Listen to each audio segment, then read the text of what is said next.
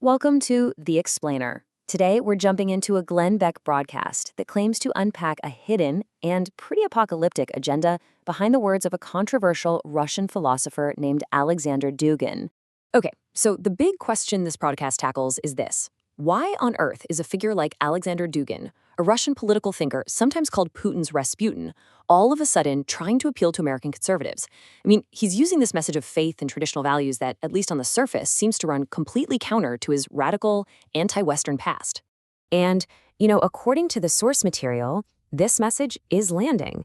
Dugin is talking about defending tradition, and that seems to be resonating with people who feel left behind by globalism. But the central claim of the broadcast is that this is just the hook, a friendly handshake that's hiding a much, much darker agenda just below the surface. Now, this is where the broadcast makes a really stark comparison. It likens Dugin's writings to Mein Kampf. The whole point it's making is that we should take extremist rhetoric literally.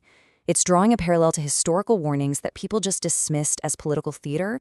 It's a warning to pay super close attention when someone's friendly outreach seems to totally contradict their other public statements. All right, so what's the proof? Where's the evidence for this, this darker agenda? Well, the entire analysis presented in the broadcast really pivots on one single moment, one tweet, that it claims is the key. The one instant where Dugin's true intentions were supposedly laid bare for everyone to see. Yeah, this one post, it's presented as the moment the mask came off. It's framed as the Rosetta Stone, you might say, that unlocks the rest of his ideology and exposes what's really going on beneath all the friendly talk about shared values. Okay, and what's so interesting about this tweet is the specific language he uses. The broadcast really dissects phrases like sectarian fractions, but it's that call for a final battle that becomes the absolute dead center of its entire analysis. Right, so that phrase, the final battle, that's the whole ballgame. It raises the biggest question of all. Is this just some heated, over-the-top political talk? Or is the final battle a term that's loaded with a very specific and much more dangerous religious meaning? So let's get into how the source decodes this. The analysis we're looking at says the final battle is, well, it's way more than just a catchy phrase. It's seen as a direct call to action, and it's rooted in a very specific eschatology. That's a belief system about how the world is going to end.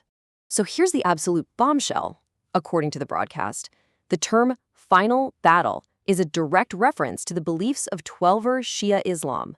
In that worldview, it means an apocalyptic holy war, an Armageddon-level conflict that has to happen, washing the world in blood to trigger the return of their messianic figure. So this isn't a call for a political fight. The interpretation here is that it's a summons to kick off a holy war. And to really hammer this point home for its audience, the broadcast uses this powerful parallel. It claims Dugin's call is basically the same as a Christian leader calling on believers to start the 7-year tribulation, to deliberately kick off the apocalypse, just to speed up the second coming of Jesus. Okay, so if there's a battle, there has to be an enemy, right? Who is the common enemy here? And the broadcast is crystal clear on this point. Its analysis is that Dugin's tweet is meant to unite different factions against the country they call the Great Satan, and that means the United States. And just to show you what the stakes are, the broadcast points to this more recent quote it attributes to Dugin. The argument here is that the goal isn't just some ideological win, but literal, violent destruction. I mean, even advocating for giving nuclear weapons to enemies of the US. So yeah, that brings us right back to where we started.